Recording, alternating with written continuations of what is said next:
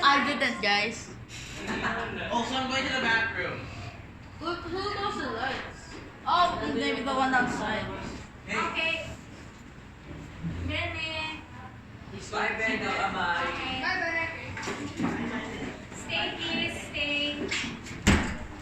Okay. You won't need. Are you ready, guys? Oh, no, open up. Yep.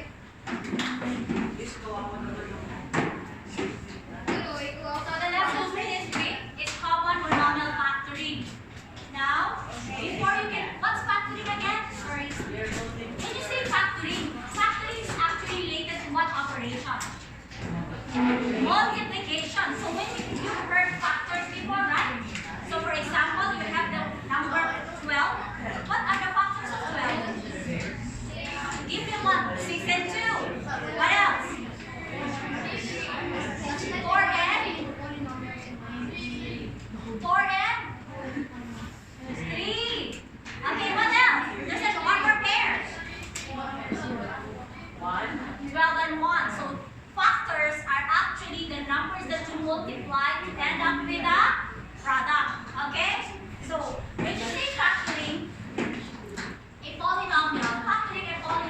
means writing it as a product of other polynomials. Sabi nyo, bakit dati nag-multiply lang kami ng polynomials tapos ngayon gusto naman i-factor? Ano ba talagang objective? You know, we just like you to, you know, later on, when you pursue math, this will be useful and you'll actually benefit from this if you learn how to read by heart. Okay, so also, factoring is the reverse of multiplication. So when you say 3 times 4 equals 12. That's multiplication. But when you say the factors of 12 is 3 and 4. exactly, so getting the factors of 12, 3 and 4 is called factoring. Okay? Now let's have a review first. Okay, easy, very easy. So for example, you have here x plus 5 is a polynomial. Then you are to multiply by 2. So what do you do first? What do you do? When there's a factor, you add the numbers because you can't multiply. With whole numbers, you multiply. With any exponents, you multiply with it as well. Alright. If you multiply with it in its factor, Oh, okay. What's your name again? Sorry, Kuya. What's your name? Carlos. If you have to say something, you raise your hand. Okay? So I won't get interrupted. Okay? Is that clear, Carlos? Okay, lang? Okay, good. So for example, you have x plus 5 and you are to multiply by 2. What do you do with 2? You just simply distribute 2 to x and also to 5. Okay? X plus 5 here is a polynomial. It's actually a binomial. When you say binomial, it's a polynomial with 2 terms. So you have here a constant 2 and you just have to distribute 2 to each of the term of the polynomial or binomial. So in short, 2 times x. By the way, the parenthesis is, ano ibig sabihin ng parenthesis? Multiplication. Okay, so let's start. 2 times x. Carlos, what is it?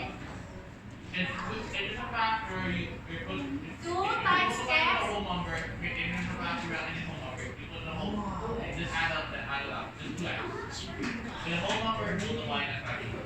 Exactly, that's why I'm asking, what is 2 times x? 2 times it's something, but just 2 with x. You just say 2x. Good. Okay, very good. And then, since you are multiplying 2 positive, 2 times x will still also give you positive 2x, right? And then here, which is 5, 2 times 5 is 10. So you have 2x plus 10. This is the product. Later on, what we will do is, you will be given 2x plus 5, and then you have to come up with a factors. Actually, mas madali yung mag-multiply kaysa mag-factoring. You have to, when you do factoring, you have to be familiar with the greatest common factor for monomial factoring. Okay? Basically, Okay? yeah. Now, let's go to number 2. What's number 2? 4 times 3x squared minus 2y. What do we have here? This is a binomial again. So what do we have here? A constant. So all you have to do is to distribute the constant to each term. Multiply to each term. So 4 times 3x squared. Both are positive. What's the answer? What's the balance? 12x squared. Now 4 times negative 2y. Excuse me. Marcos, can you sit in front so you can listen? Can I sit in front so I can listen? Okay. So you have 4 times negative 2y will give you 4 minus 2y will give you. Bakit nawala? Andiyan na yung salita. Negative 8y. Very good. Now, what do we have here now? There are 3 terms already. Can you count? 1, 2, 3. Now, guys, you have to be careful. You have to know if it's a polynomial with 2 terms, polynomial with 3 terms, and then you should know also that when there's a parenthesis, the operation is multiplication.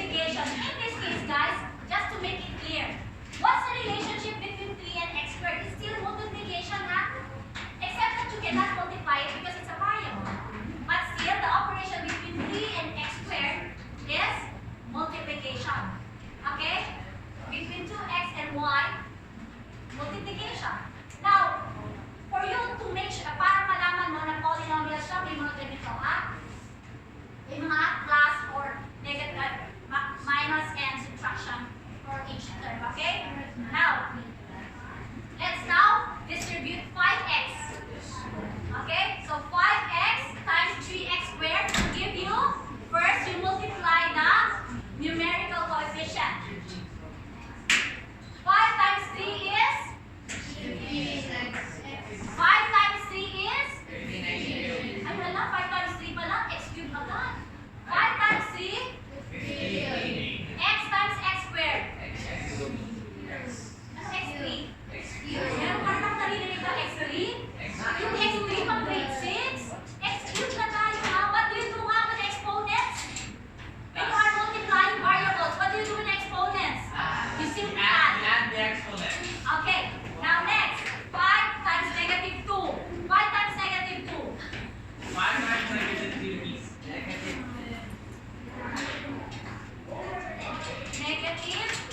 Negative 10. That's why we have here. Negative 10. Then x times x is? X squared. Then y. Y lang. Ayan, kukopyahin mo lang yan. You simply copy it. Why is it 6? Not that. Oo nga no. It should be 10. Wow. Gosh, thank you for correcting me. Okay. Sige, correct. See? Kala nyo hindi nyo alam, pwede pala makorek. Paano to? Dinadry mo lang naman kung alam nila. Okay, nakorek na. Okay.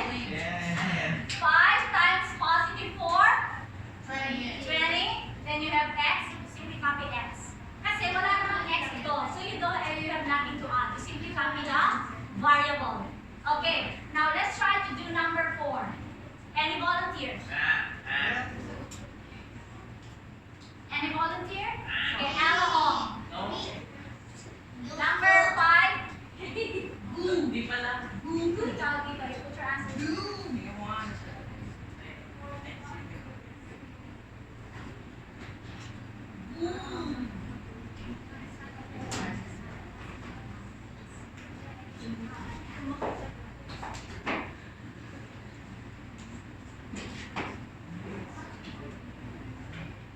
Okay, let's see.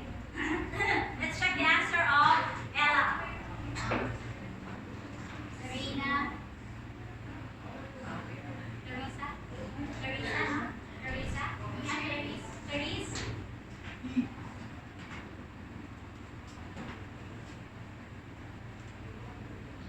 Isha? No. Ano kayo? Ha? Gianna. Asan si Gian? Wala ba Gian? Gianna. Jana pala. Asan si Jana? Si Jana ba? Wala? Juliana pala. Asan si Juliana?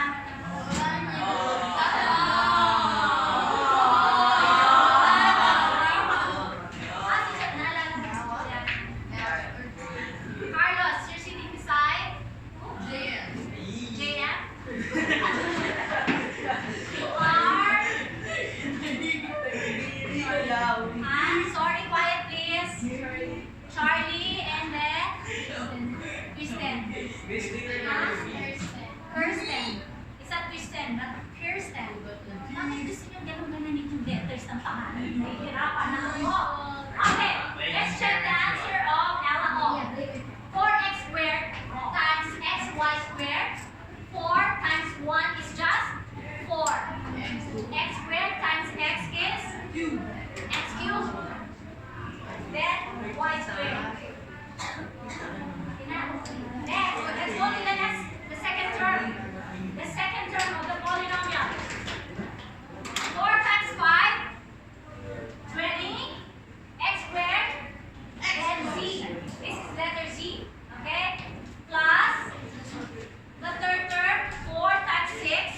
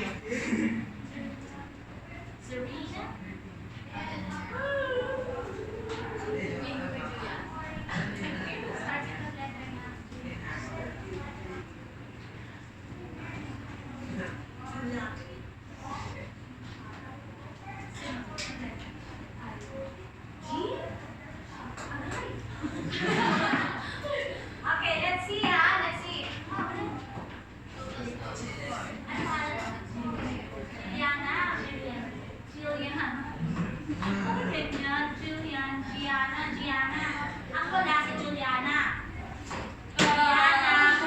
Julian. Okay, let's see. Tingnan natin kung tama yung sagot ni... I wrote this before you made cheese. Okay, let's check the answer of Alessa. -2 times 3. -6. 8 times 8, a squared, b squared. Tama na yun. Negative times -2 times -11, positive 22. 8 times c, ac. Then -2 times 8, -16, a squared, bc. Very good. Magaling mo. Okay? Good job. Now, since you are already familiar with multiplication of polynomials, actually, it's just a monomial times a polynomial. We are not doing the binomial times binomial. What we're doing now is just simply multiplication of a monomial times a polynomial, which is quite easy. All you have to do is to distribute the monomial to each of the term of the polynomial. Now let's have a review of GCF. Why do we need this? Because this is how you gonna, list the greatest factor. when you do factoring of monomial, common monomial factoring, you need to know how to get the greatest common factors of not only the numerical coefficient, but at the same time the variables, the common variables, okay? Now, for example, you have 4, 20, and 24. Guys, there are several ways to get the greatest common factor of numbers. But in this case, what I'm teaching you right now is to express each number to its prime factors. Prime factors, yan ang pinakasikreto sa GCF. However, kung mabilis ka na, for example, just by looking at 4, 20, and 24, you can already pinpoint, I know the common factor, it's 4. Magaling yan, okay yan. However, if you are faced with bigger numbers, the best thing that you can do is to do prime factoring. What's prime factoring? It's actually looking for the prime factors of each number. Okay? So for example, 4. What are the prime factors of 4? 2 and 2. 2 is a prime number, right? 4 and 1 is also a factor. 4 and 1 are also factors of 4. Why am I not considering 4 and 1? Because 4 is not a prime number. In this case, 2 and 2 ay i-consider ko kasi parehong prime numbers kasi nga prime factoring tayo. Now, 2 and 2 can be expressed as 2 squared. Okay, now let's go to 20. What are the factors of 20? It can be 4 and 5, right? Yes. 5 is a prime number. You can already remove that. Ano mo na siya, itabi mo na. But 4 is not yet a prime number. What are the prime factors of 4? 2 and 2, correct? That's why I'm using it. 2 times 2, that's 4, times 5, that's 20. Okay? So I'm able to express 20 using its prime factors. So we have 2 times 2 can be expressed as 2 squared times 5. Is this clear? Yes. Now what about 24? 24, ano factors of 24? It can be 3 and 8. It can be 6 and 4. Let's use 3 and 8 because 3 is already a prime number. So let's leave 8. What are the factors of 8? 2 and 4. Tama? So you take out 2. So you have 3 times 2. Then you will still have 4. So in short, you're able to express 24 in its prime factors, which are 2 times 2 times 2 times 3. Bigyan nga natin 2 times 2. Times 2. Times 3. Alam? Grabe, ang bilis. 2 times 2, 4. Times 2, 8. Times 3, 16. Wow. Times 3. 24. So, I'm able to express 24 using the prime factors 2 cubed times 3. Now, to get the GCF, all you have to do is to look for the common factor. So, we have 2 squared times 5, 2 cubed times 3. What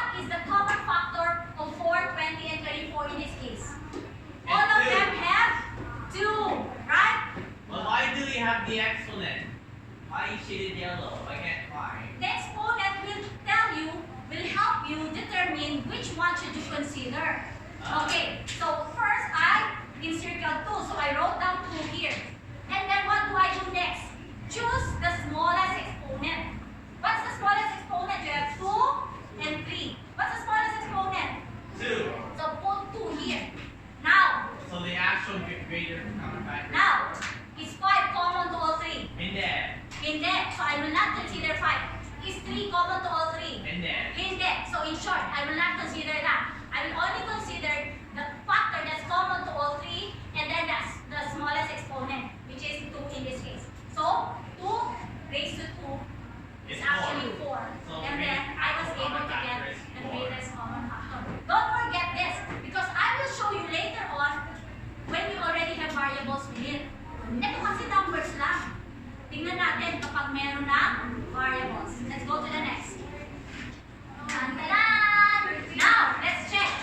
Find the GCF of 4x cubed y squared, 20x squared z, and 24x cubed y. So factors themselves are. Wait, take note of this, guys.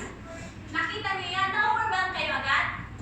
No, because of Some of you probably know kasi alam niyo na kung paano gagawin. But some of you might get confused a bit. Now look at this. This is what I did. Hindi siya kailangan sa lahat, but I'm just teaching you the process. Later on, you don't have to do this. Gusto ko lang makita nyo, this is how we end up pala with that. Kaya pala ganito ang ginagawa. So even Okay? features, so even factors can have a greater common factor. Yes! Okay, now let's start with 4x cubed. Listen guys, 4x cubed y squared. It can be expressed as 2 times 2. Di ba nakita niyo na kanina yung 4? 2 times 2, prime factors niya yan ha. Tapos how many x are there all in all? 1, 2, 3. How many y's are there? 2. That's how am I writing it ha? Para alam niyo lang how to expand it. And then, I can write it this way. 2 squared, x cubed, and y squared. Dapat pala may ano ako, no? Yung kulay red. Ano tawag mo, no? Laser pointer. So, let's imagine my laser pointer. George, do you have what? No. Can I borrow? You said no eh. Si Andre nag-said no, pero siya may ari. Okay.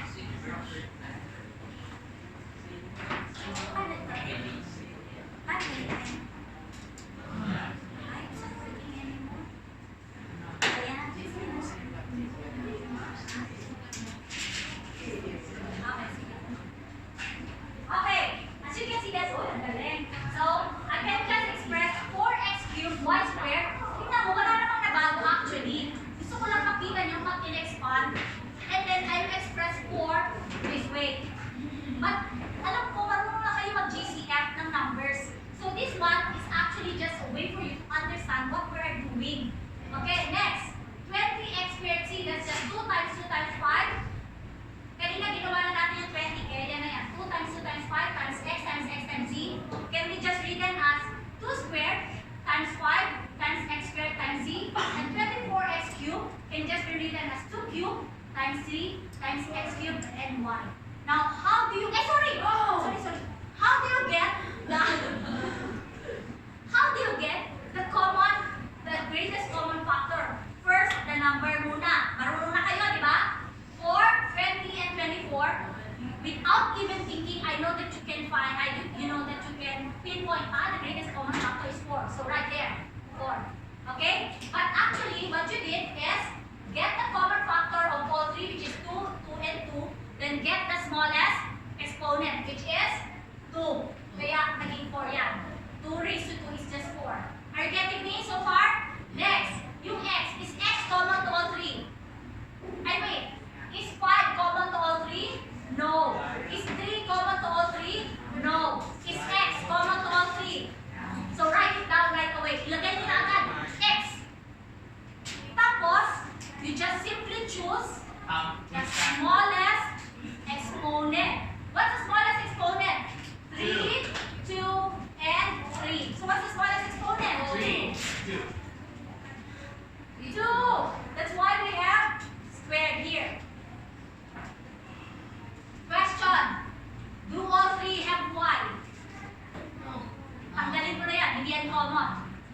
we have Z. No, so in short, it's not common to all three. So what will now be the GCF? 4x squared. So in short, when getting the GCF, for example, you are to do factoring. Look at the numbers first. Look at the numbers first. If you find common to all three, the greatest common factor, take it out. And then look at the variables. Do they have all variables? For example, do they all have X? Do they all have Y? Do they all have A, B, C, or D? Then it means that it's common to all. And then get the smallest exponent. Question. 1, 5, and 10. What's the greatest common factor of 1, 5, and 10? 1, 5, and 10. 1. 5 and 10. 27 and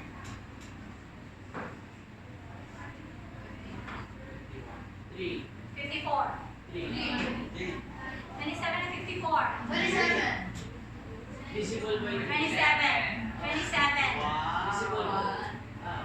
Guys, when you say 27 and 54, the greatest common factors are 3. 3 is common to 27 and 54. 6, no. 9, yes it is.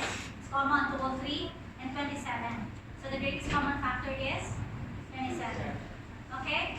Can you just try on your paper, please? I'd like you to ask to get the common factor. I'll give you 3 numbers and see if you can get it. Okay. On your book, on your notebook. Sige nga. I'll give you 3 numbers.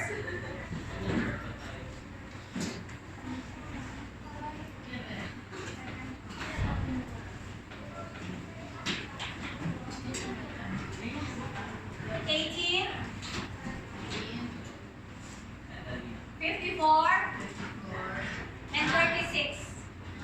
If I were you, so you want that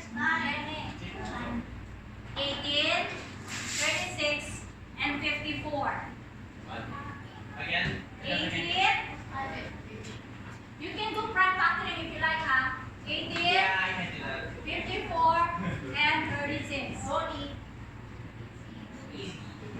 Easy, lemons, easy.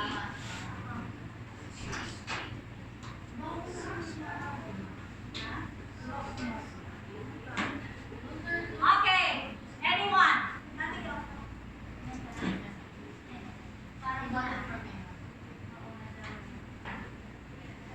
Okay, anyone?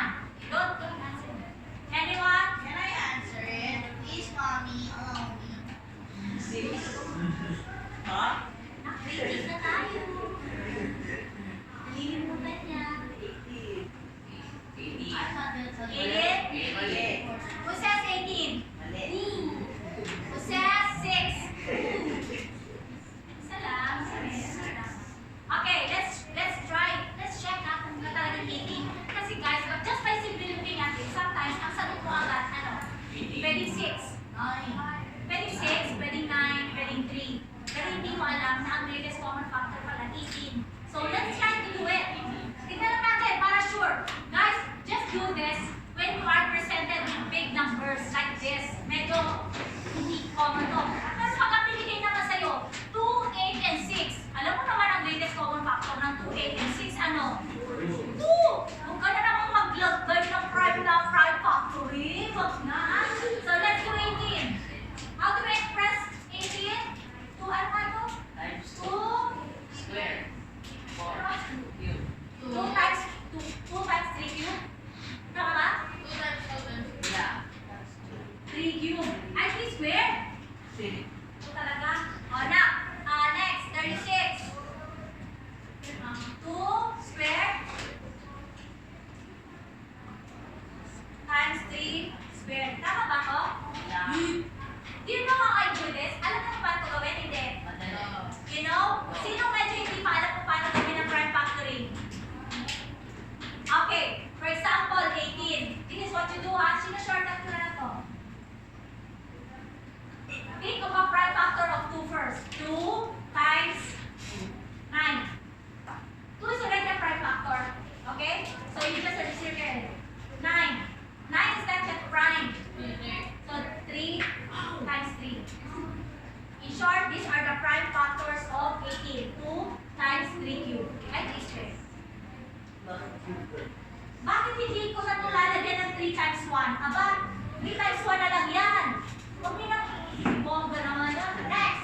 36. What are the factors of 36? It can be 6 times 6. But 6 are not yet, 6 is not yet prime. There is still factorable in short. 2 and 3, 2 and 3. Ang 2 ba may factors pa? Wala na, 2 and 1 na lang yan. Ang 3. 3 and 1 na lang yan. So, ito na yung prime factors niya. 2 squared times 3 squared. Ayun yun, no? Now, what about 54? Let's do 54. 54. Ano factors ng 54? Isip lang. Sige, pagpilihan ko kayo. Factors ng 54. Hindi, oh. 9 and 6. So, 9 and 6. Is 6 still factorable?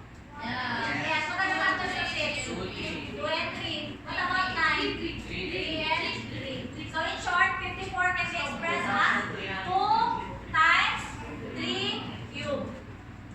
Question. GCF. What are the factors common to all three? 2 and 3. What's the smallest exponent of 2? 1. So, ito, wag yan ang kunin mo yung smallest exponent which is 1. So, 1 lang yan. Imaginary, huwag natin lagay. What is the smallest exponent of 3? Square or 2. So, in short, that's the GCF. 2 times 3 times 3. 3 times 3. 9 times 2. In short, the GCF is 18. Clear? Yeah. Clearer? So, if you have doubts, for example, you are given 3 numbers and you only have doubts, sandali lang, hindi ako sure kung ito yung greatest common factor, why not do prime factor? However, if you are sure already, like 1, 5, and 10, may gulay na prime factor, 1, 5, and 10. Kung niyo gawin nyo na, alam niyo na that the prime factor, the greatest common factor of 1, 5, and 10 is 15, 35, and 7. What's the greatest common factor? 15, 35, and 7. None. Wala. Tingnan mo. Kung nakukonfuse kayo, mag-prime factor kayo. Pag walang common, huwag kayo napilit. Ha? Oo. Pag wala ng factors, prime na yan. Okay? Is this clear? Okay, let's move to the next. Now, let's go to common monomial factory. Yes. Are you ready? Yes. Are you ready? Yes. Who among you are ready to do common monomial factory? Okay. Please naman makalito mo Okay. Where's the eraser? Okay. Sino ang medyo na-challenge siya dito sa common monomial factory? Na yung medyo nakuna-confuse ako. Sino? Be honest ha, raise your hand. Okay.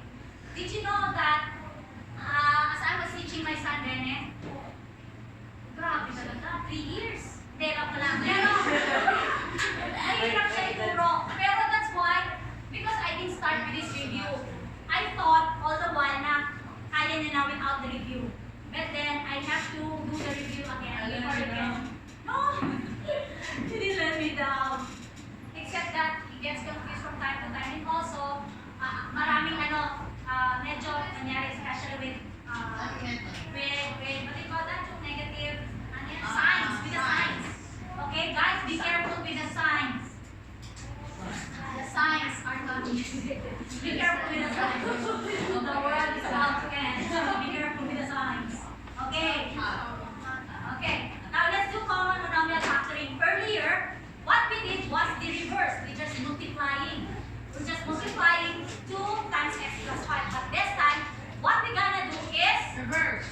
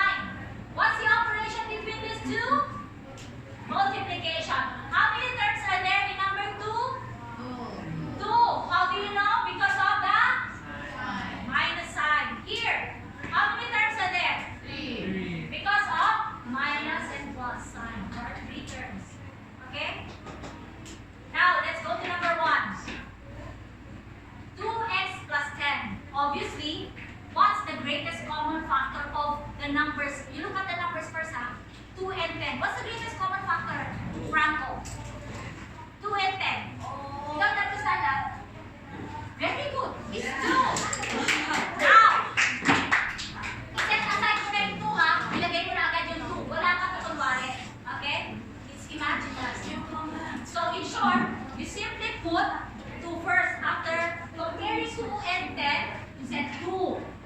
Punta, lagay ka na agad. Pero before that, sorry, baka meron pang common. Is x common to both terms? Is x common to both terms? No. In short, 2 lang yung common factor, and that's the greatest common factor. After you get the 2, that in the video, in the YouTube that we watched together with my son, the term that the teacher was using was snap. After you snap 2, what's left? What's the number that you should multiply to 2 to get 2x? X. Sorry, what is the number after you get 2?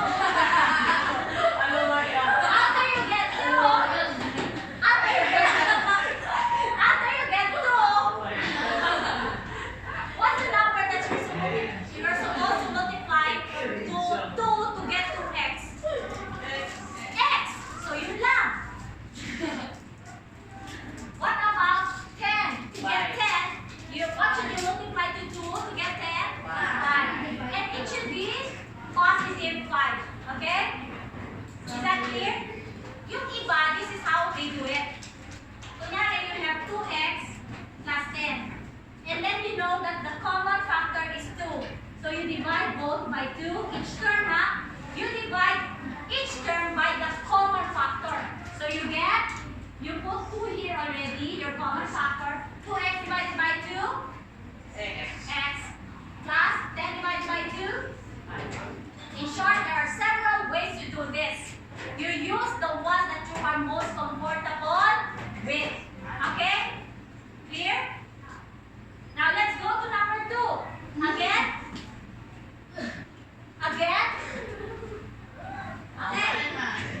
12x squared minus 8y. What's the common factor of 12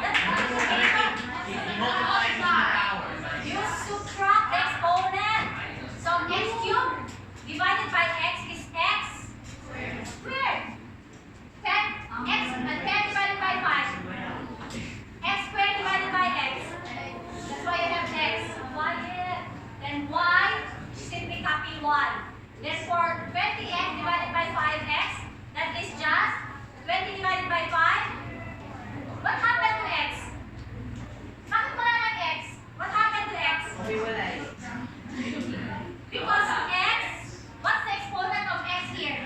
1. What's the exponent of x here? 1 minus 1? 0. X raised to 0 is? 1. Do you remember that? X raised to 0 is just? 1. Exact. So, ano dyan actually, meron yung 1 dito. Kaya lang 4 times 1 is just 4. Okay? Don't forget that, guys, ha? Alam nyo ba, ito ang common mistake nyo. Bigyan ko kayo example, ha? This will be, I think, the mistake that you will encounter later on. Kunyari, bigyan ko na kayo example, ha, para alam nyo. Ginagawa ko nito bago pa mag-example. Kunyari, x squared plus x. How many terms are there? 2x. Lagyan natin ang ano to, ha? 4 and 2. Okay. What's the greatest common factor of 4 and 2? I'll put 2 now. Okay? Is x common to both? So I'll put x. What's the smallest exponent? 1. So there's imaginary one in there. So is there anything else? Ito yung common factor. Okay? 4x squared divided by 8. What should I multiply to 2x to get 4x squared?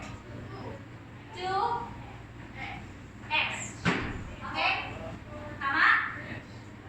Plus, what should I multiply? What is this? 1. What is that? 1. 1. Don't forget that, ha? Ang iba ito ginagawa. Alam niyo kung bakit 1 yan, ha? You know why it's 1, right? Yes. What should I multiply to 2x to get 2x? I should multiply it. Kasi kung wala na yan, ang akala ng iba, after nila ma-factor out, ay, 2x. Ito 2x din, 2x na 2. Ay, tapos na. Tapos na. To check if you got it wrong, this is what you do. You multiply it again. 2 times 2, 4.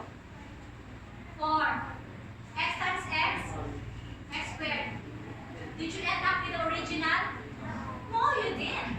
And therefore, mali ito. Clear? That's what you do every time.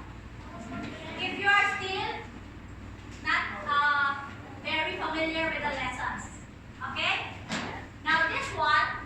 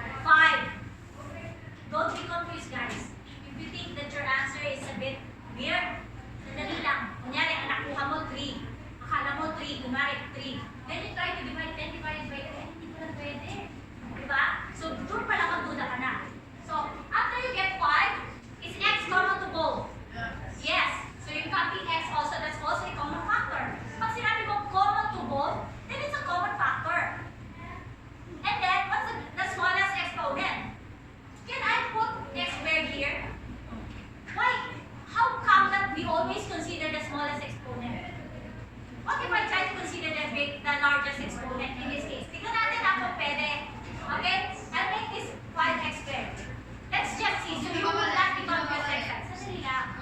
So 10x squared, I'll divide it by the common factor, which is 5x squared.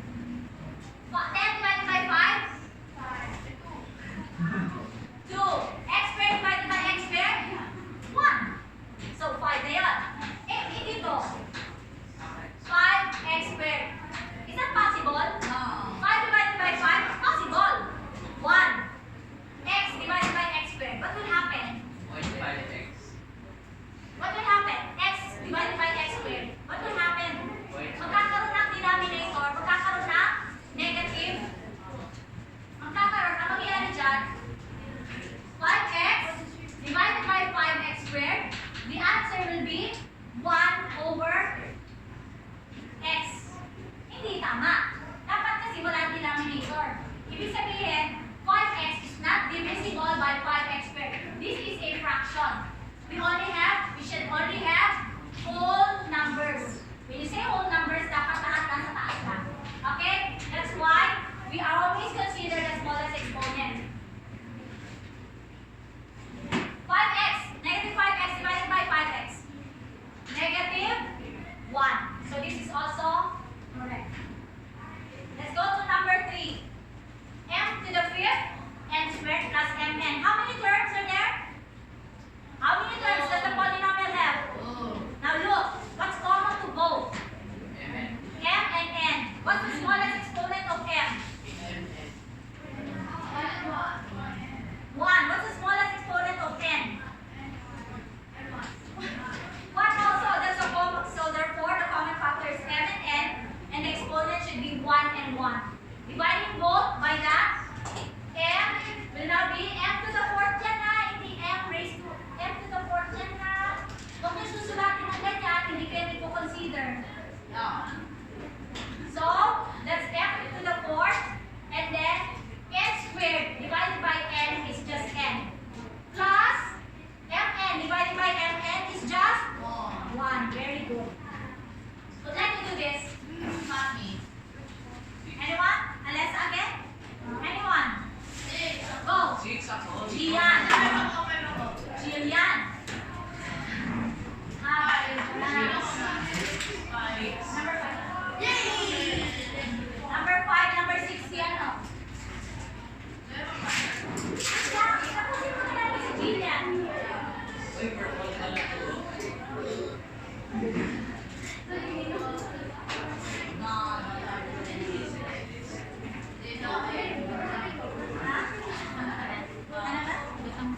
Hindi, pagod na.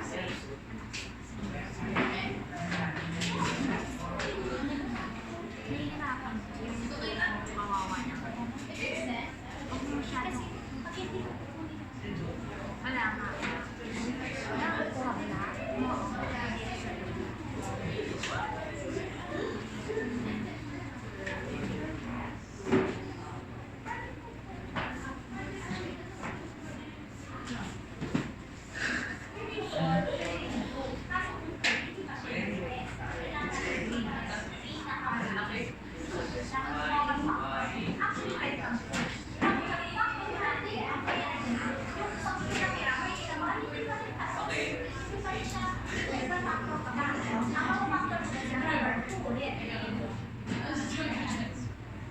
Okay, let's see.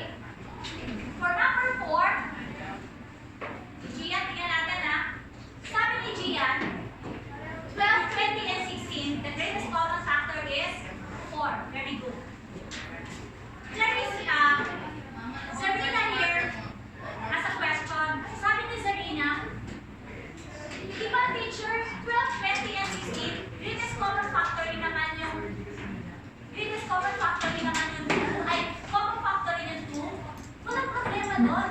2 is also a common factor of 12, 20, and 16. However, if you factored out 2, and then the other factor, makikita mo yung other factor ay hindi pa tapos. Meron pa pang 20 factor. Kasi, you didn't get the greatest common factor. But there's nothing wrong with it, except that it's still not yet the final answer. Okay? The final answer will be after you get the greatest common factor. Okay, in short, sabi niya 4. And I think naman I agree with you that 4 is the greatest common factor. Okay? So dividing each of the term by 4, take note guys, x is not a common factor to all. Because 16 here has no variable. So dividing both by all 3, the remaining factor will be 3x squared plus 5x minus 4. Very good. Now let's go to number 5. Number 5, look at this guys. How many terms, what do you call this polynomial? What do you call that polynomial? It's just a binomial. Don't be confused if you see this. Because that will be either one term because it's separated by another. Yeah, exactly. So this one is just considered one term. And this one is also another term. So far, Take note. Why am I considering this as only one term? Because the operations in between is just multiplication. Okay? Now, if you want to consider, look at this guys. Ang napansin nyo, may greatest common factor ba ang 3 and 4? Greatest common factor in 3 and 4, meron wala? Wala! Diba? 3 and 4, prime na yun eh. Wala ka nang makuha common sa kanila. What about M? Do you have an M here? You have an M here, but inside in the parenthesis. So in short, walang common sa 3m squared tsaka sa 4. Then, look at this. M minus 2 is also, there's an M minus 2 on the other one. Now, if you are to consider it, guys, if you can see already from afar, the M minus 2 are common to both terms. Then, that's meaning to say, that's their common factor. So, M minus 2, after you get the M minus 2 here as the common factor, what will remain in here? 3m squared. So, that's your 3m squared. Here. Can you see it? No. Then, plus 4. You get it? Yeah, right. Do you get it, guys? trading outside. No, it's not. Do you get this? Opo. Guys, sino nakakuha? Be honest. Okay. Doon sa medyo nako-confused, I'll show you. Let's solve this one first before we discuss the next. Okay? We-discuss lang the further. Now, look at this again. 2, how many terms are there all in all? 2 again.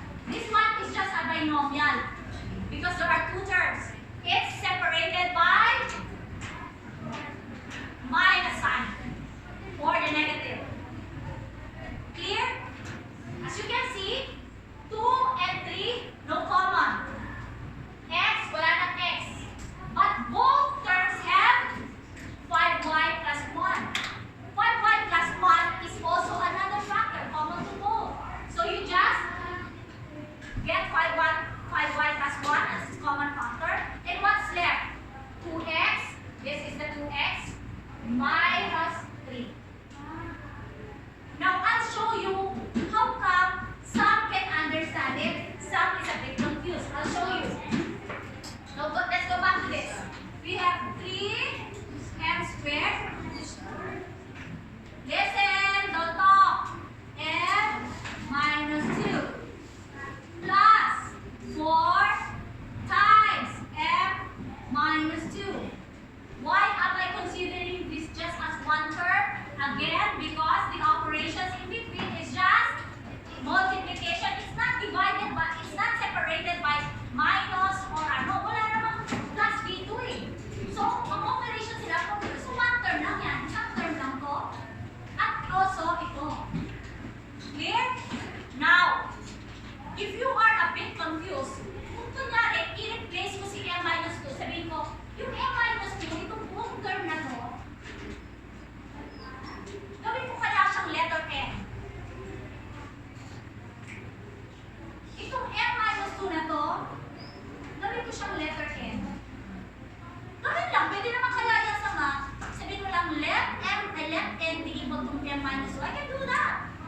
So, you can understand. Okay, now how will I rewrite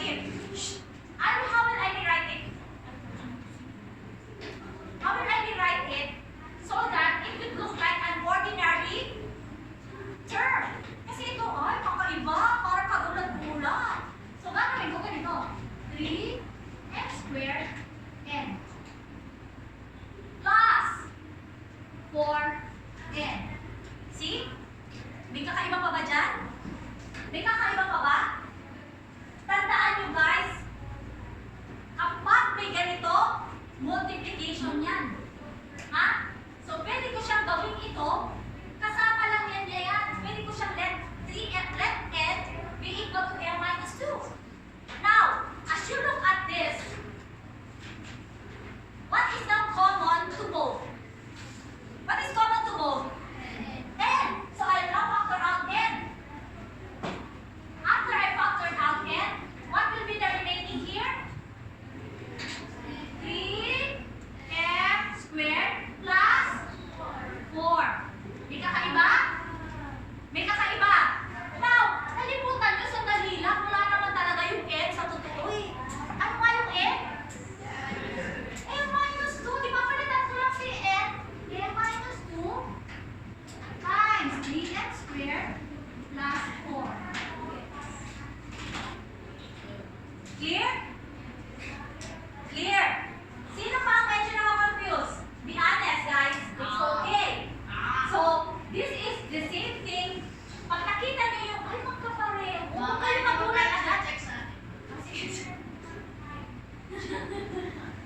Okay. Kasi dinugo siya talaga sa math nito eh. Sabi niya, kailangan ko ng maraming check ngayon. Okay.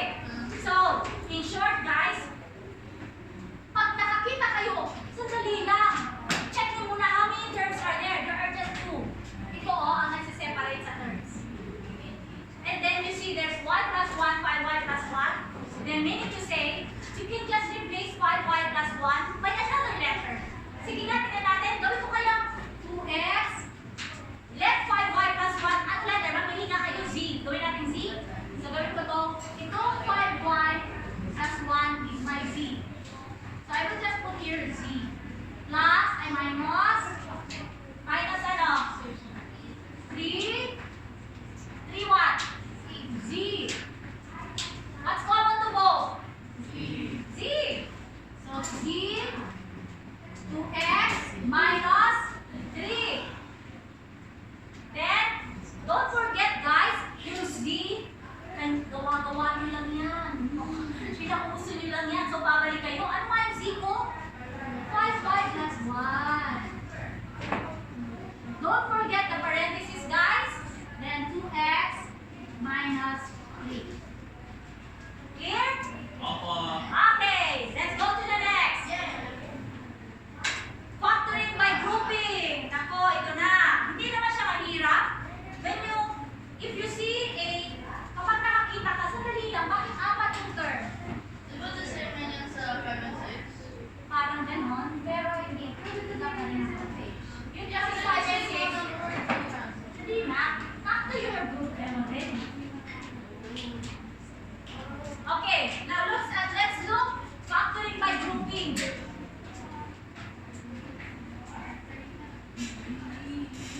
I'll be back to my computer. Okay. When do you know that, sasabihin nyo, is that monomial factoring? Should I do monomial factoring? Look at that. Can you do monomial factoring in there? Is there anything common to all 4? May x ba sa lahat? Yeah. No. May y ba sa lahat? No. May mapapactor ka ba ng coefficient number? No. No. In short, you cannot do common monomial factoring. Diyan baka sabihin mo na, ay prime yan. Ay prime. Kasi di ba meron kayong exercise, well, you're gonna, it's either you're gonna get the factor or you're gonna say it's prime. In this case, don't say it's prime right away. You have to check. There are 4 terms. So you need to check if you can find them. Yeah. And then, you check. If there are 4 terms, normally it's really factorable. Okay? Is that clear? Now look at the 4 terms. xy The plus first 7x plus 4y. Now, the first thing that you're gonna do is to group 2 terms together. So in you short, see the first 2? yeah, bahala kayo kung ano gusto niyo. Pero, in this case, normally, ang magkagrupo, ito, o kaya, bihira naman na you have to mix them up.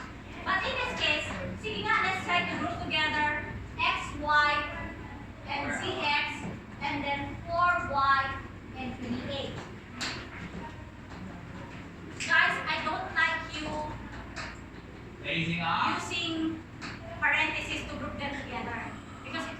issue.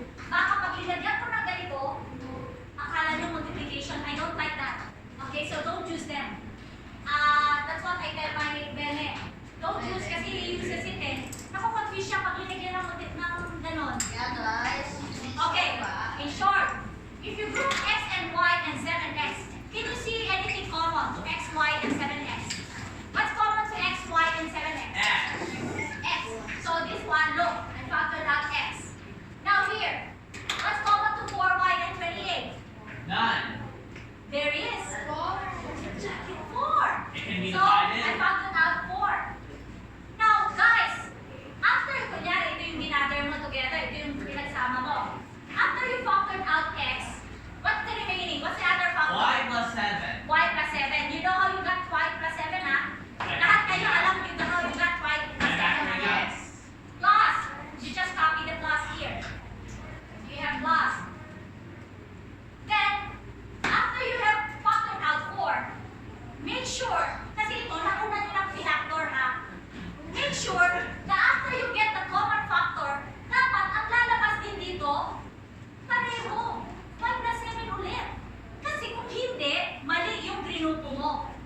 Meaning to say, you group two terms na mali. Mali yung combination mo. So in short, as you can see, I grouped these two, I got y plus 7, then after I have factored out 4, I should also get y plus 7 here.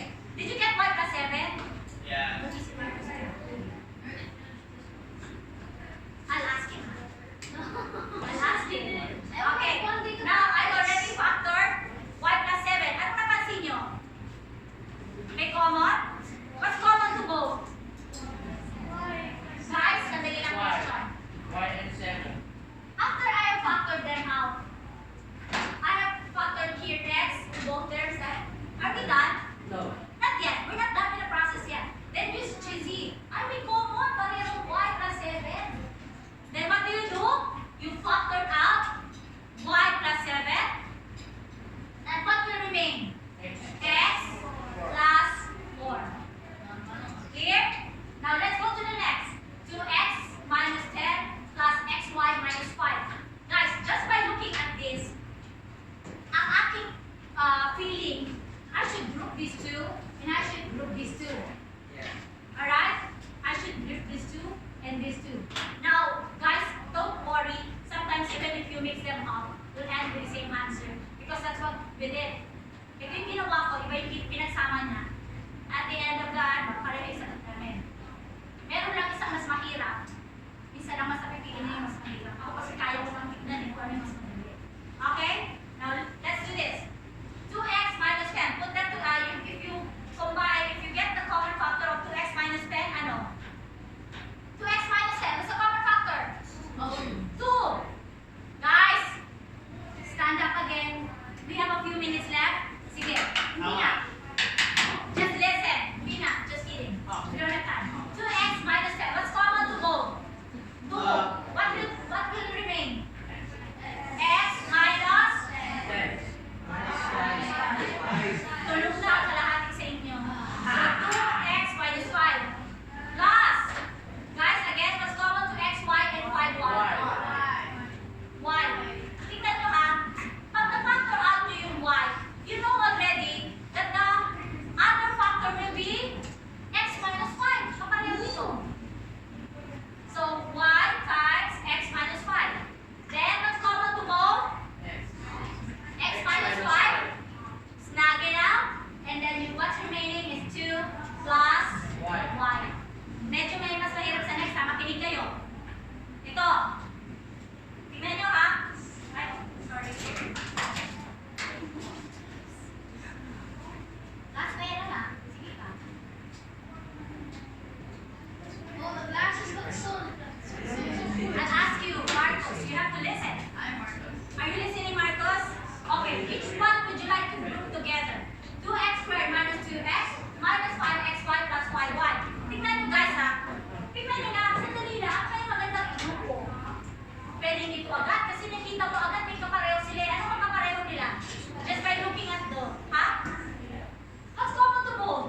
2 and x. Dito, ano common? And y. So ano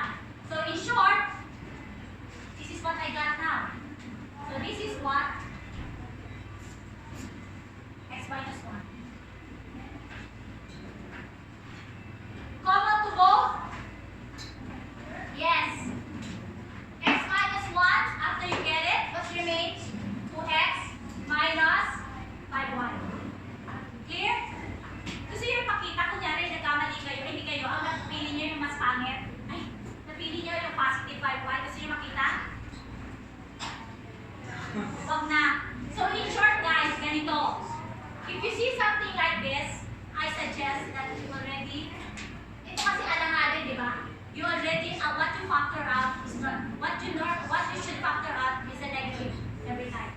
Okay? Sige, let's go to the next. Tingnan natin. Guys, konti na lang please, bear with me. We need to finish this. So you have 7m cubed, 7m squared minus m minus 1. Obviously, what should you put together? Ito, di ba? So what is the common factor? 7. Next, 7. M squared. Kasi nakita nyo na. Pero alam nyo naman na 7m squared, di ba? So what will remain? 7m squared times m plus 1. M plus 1, di ba? M plus 1, di ba? Alam mo kung bakit, di ba? You sure? Yeah. Okay. And then you have negative m minus 1. Yun na ang confusing. Ano naman dyan? Wala na akong makita. Right na yan eh. However, guys, you have to know. You should be able to group them together, factor them by grouping. What you already have here is m plus 1. What you have there is negative m minus 1. So why don't you factor out the negative 1? If you factor out the negative 1, tingnan nyo lang ha, if you factor out the negative 1, let's see, negative 1, Benedict! Negative m divided by negative 1 will give you negative 1 divided by negative 1 will give you Positive 1. I know, hindi na pumapasok sa utak nyo. Negative Babalikan one. natin ito Negative next one. week. We're gonna go back, okay, and have more of this. Okay? Can we now? So, we'll have more of this next week, and then we'll have to try this. Okay?